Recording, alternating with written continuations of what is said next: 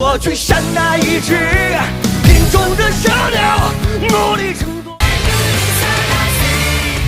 Yüz turanı görüşten yüz turmanı görüşken yüz turanı görüşten beşin turanı beşin turanı bu inimizden alkışlar var. Ondan bu inimiz mi ben geldim de her dep koydum orada atıp paralaşmadı.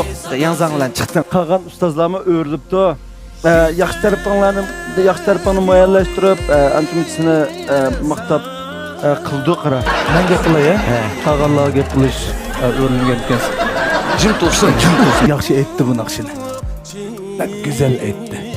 Hamda meningki o'quvchilarim sal ko'p bo'lib qolib, yanada yaxshi bir tanlash fursatlarini mahrum qolmay degan bir ishlar sal saqlab. növbette avlat ustozni bir naqshini e'lon qilib berishga taklif qilamiz.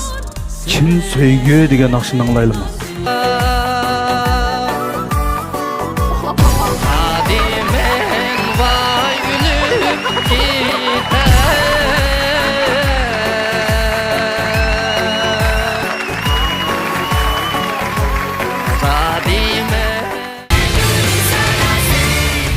Aygül malum.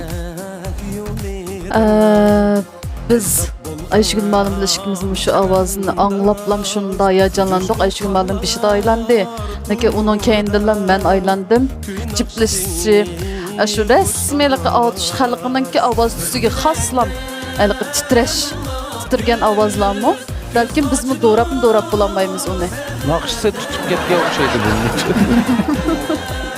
Biz Ayşegül malumning taqiqi va ana olsang taqimmamda.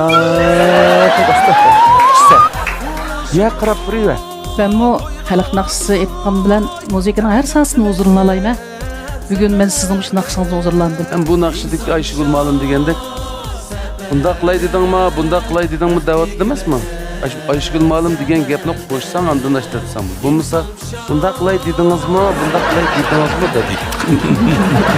Sizlarga aytg'ayshim bo'lsa onda qilay dillimi deb ma'lumlar hammasini qizg'in ifoda bildirdi. Taza 10 sekund o'ylab bilib va von qildi. Sening eng oxirgi qaroring